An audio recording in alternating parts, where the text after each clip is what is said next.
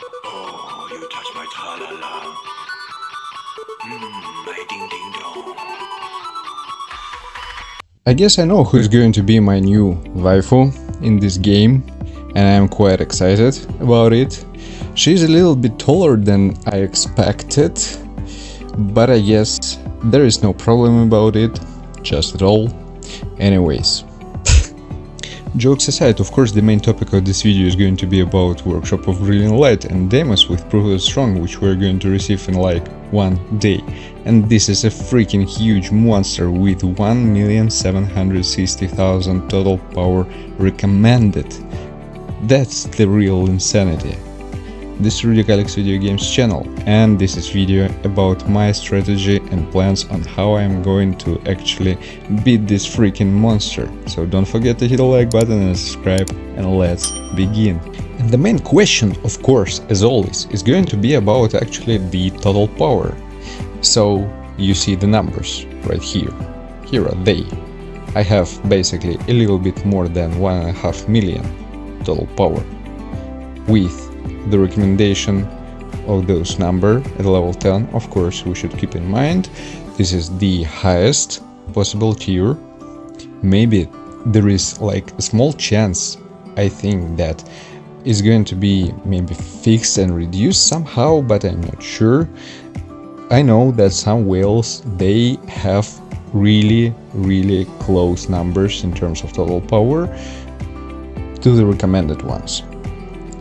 And of course, the main source of their total power is coming from Shadow Army.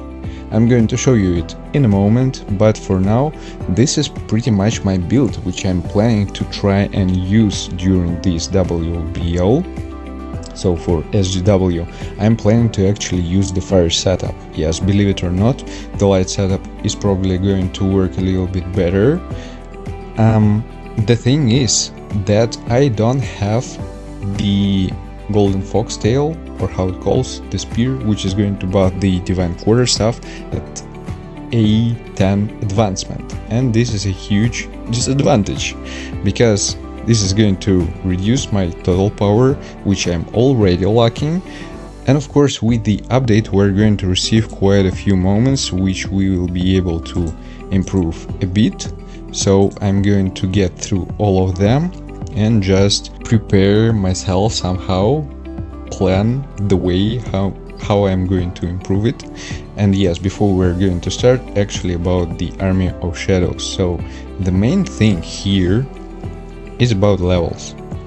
It's always such a huge struggle to farm this shadow energy, and you can get it mainly from gates, and you have limited amount of keys, especially if you're a free-to-play player.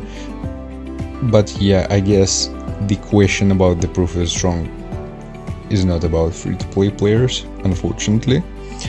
And I'm missing quite some levels, so basically, if I would have been able to push it to maximum, I would have another, how many? 70k total power, which is a pretty big deal, I should say. The other thing is going to be the growth upgrade for shadows, and here I'm also lacking at some point.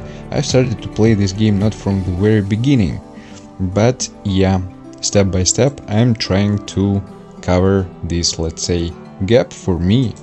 The other moment about the shadow armies, which is also important, is actually their weapons. And right now I am waiting for the new shadow to come out. As you see, I am collecting, gathering some traces of shadow, preparing myself for the new shadow to come out. Maybe I will decide not to push her to maximum, we'll see, and I will decide to actually craft some weapons, because they are going to give additionally almost 2,500 total power or something like that, maybe a little bit more, I don't remember exactly the number, but overall, if I remember correctly from shadows, I can get additionally 5 weapons, which I'm missing, and this is going to be quite a big one improvement. The first step. The next important moment to actually improve my total power, of course, is going to be the level expansion, and they're going to increase it, the limit, the upper limit, to 105. This is actually also a pretty big deal. So it's going to give us additional points here, and in general I will be able to level up my hunters as well, which is also going to give me additional some total power. I didn't collect my daily activity funds at all from the very beginning of the current update, so as you can see I already got myself 4.1 million XP, which is actually a nice one amount. So probably I will be able to push my levels from the very beginning, just because I reached the maximum capacity is up to 102, I believe, maybe even 103. And of course we're going to receive ourselves new story mode. So the Yogament, the new monarch, we will receive some additional chapters which are going to give us some more experience as well. Maybe this will help me to push my levels even further. The other thing which I'm planning to actually do, if I'm going to be able to collect some resources, is to push my weapons even further. So we all know that the maximum level right now is 120. Maybe I will be lucky, or I will find some ways how to push my limits even further in terms of weapons, which is going to increase my attack. It's also a nice one addition, but also the most important thing here is going to be the total power. Also for my hunters, not to mention this moment, this is an important one, I'm planning to actually push some levels of their skills even further. This is going to be a huge improvement as well, like from one level I'm able to get additionally 250 or something like that, even maybe more. In total, this is going to be a big deal as well for the growth. As you saw, I'm planning to use Ayla and I'm planning to use Gina. They are bringing quite an important impact, especially Ayla. Gina is just for the health effect mainly, which is I find kinda helpful during the battles, and for both of them I didn't max their upgrade growth. So this is going to give me additionally 10,000 total power. For the cores, as you can see, almost everything is maxed out, but for Ayla, for example, I'm missing one core for HP, which is going to give me additionally some amount of total power. The core for SGW is also not maxed out, which is also going to give me some amount. And the next one, important moment, after completing the story mode and dealing with some requirements, we'll be able to complete the job change, which is going to actually open us the last one slot for the blessing stones. Here, this is also going to give additional total power. For the armory, there is no way for me to improve it. I have everything maxed out besides levels for weapons, but it's not an easy one.